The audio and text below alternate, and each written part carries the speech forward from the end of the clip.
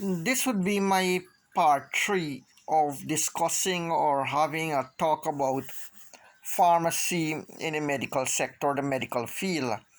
Right? So, the medical field, as we said today, has so many diverse branch. There are researchers, there are the economic departments dealing with finance, there's industrial, they're doing manufacturing. There are those that are doing more into dispensing, like in the community pharmacies. For example, the private drugstores, they do not have affiliations to doctors or nurses. They might just working entirely as a pharmacy.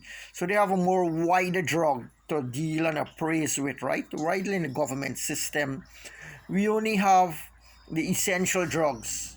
For example, hypertension medicine, we may have about 10 drugs. While in the private sector, we have about 30 or 40 because inventions and medicines are constantly being invented, but they have to pass through four phases before they are really released on the markets. First, there's a proposal. Second, there's experiment. Then there's broader experiment. Then there's finally appraisal from the medical body before it's sent on the market and so on. But drug by itself both has benefit and side effects. Pharmacologically, it is said if the benefit outweigh the risk, then you use a drug. So this the pharmacy has to know when he's dealing with a drug. Sometimes there are prescription errors when the doctors write. The dosage might be wrong. The reactions might be wrong. Interplay between one or more drug might be wrong, or the drug might have be out of use. So all these knowledge, pharmacists has to have a constant continuing education, what they call CE, where he's updated about current status of drugs and medicines and so on. Long I know dispensers, they used to get regular journals coming from abroad like the MIMS Caribbean. They used to get magazines and so coming in regularly for them to read and keep abreast. Now I haven't seen this around for a long while. I had to buy my own BNF and keep my own self and do my own reading. You have to keep reading and studying all the time. It becomes a life by itself. So that's why I say people develop their own sensitivity, their own peculiarities, right? So now we have the situation where the doctor has to step in as the boss. You're working as a doctor under a doctor who's a boss. And this means a lot of things. You don't know if there will be compatibility, you don't know if they will help you, because normally the doctor is affiliated more with the medics, with the nurses, with the dental and radiography, because they are tied in deeply and intertwined deeply together. Pharmacy somewhat is removed from those disciplines, He has to know his compounding, he has to know his prescriptions, he has to have his experience and so on.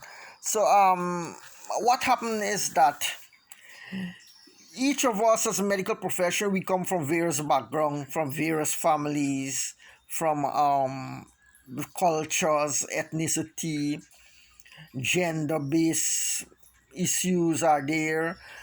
And these all are causes, just like the religious issues and financial issues and status and caste. They play a role in day-to-day living, and some of you have to work between these to maintain a balance and integrity in your profession.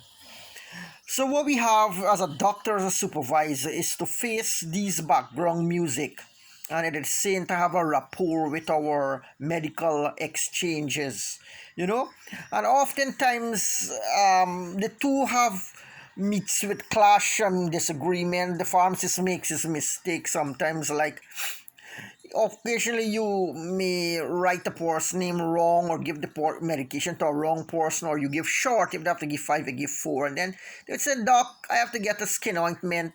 So you check, say, oh yes, I didn't give you the ointment, and you give that. Or maybe one of the medicines left behind again, and you have to phone up and call the patient, tell them to come for the medicine, or even drop a medicine off at the home. Or sometimes patient come in and say, this medicine ain't working.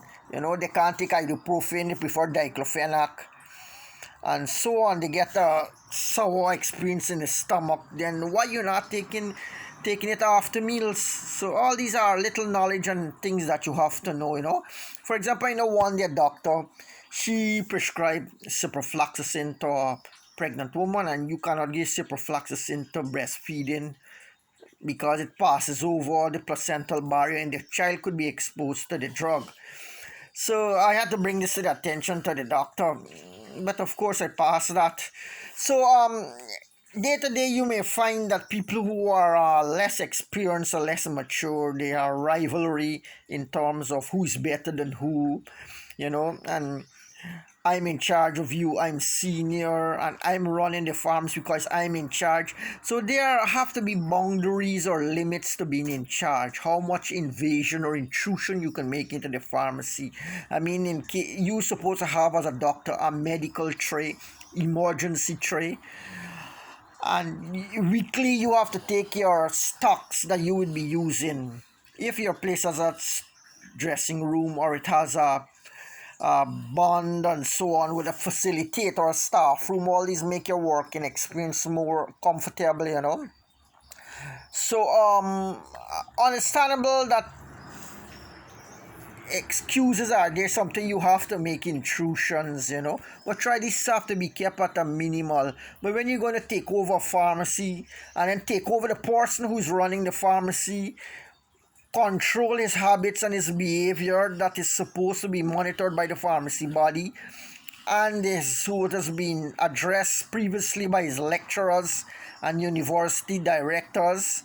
Now the doctors, young doctors with a few years experience, they're coming to assume a fatherly like figure and to you know, be a kind of guardian and protector and educator.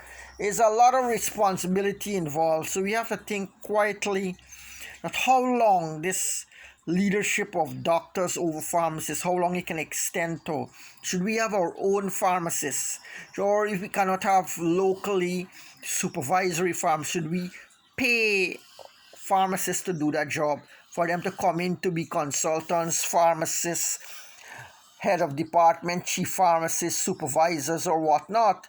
Since the people, they're creating a lot of we should say grievances among the pharmacy population. You know, people are dissatisfied, they are disconcerted, they are not feeling comfortable and happy with who is leading them. So the doctor is now stepping in as a temporary figure to assist in the running of the pharmacy department, but they shouldn't be. You know, this has never been, and it shouldn't be.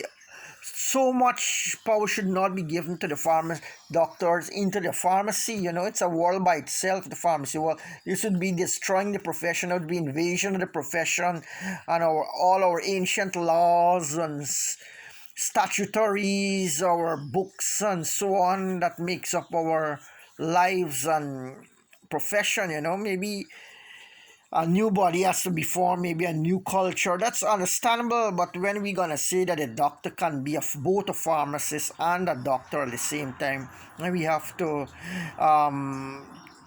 speak out, we have to question whatever, you know. But whatever we do, we'll stay within the ethics, the profession of the ethics, to maintain our integrity, to maintain our identity and our profession. Also, we have laws and rules. For example, one of the rules is we should not operate if the standard is unprofessional. So if we do not have bodies to protect us, we cannot have seniors who can be respected. How are we going to enforce pharmacy law so we are not being protected by anybody or any seniors? Then we'll be overridden by the other medical